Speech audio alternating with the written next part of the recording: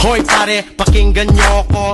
Eto ng tunay na Pilipino, galing sa baryo sa Pangbato. Pumunta ng LA, nagtrabaho para makatulong sa nanay. Dahil sa hirap ng buhay, pero masaya pa rin ang kulay. Pag kumain, nagkakamay.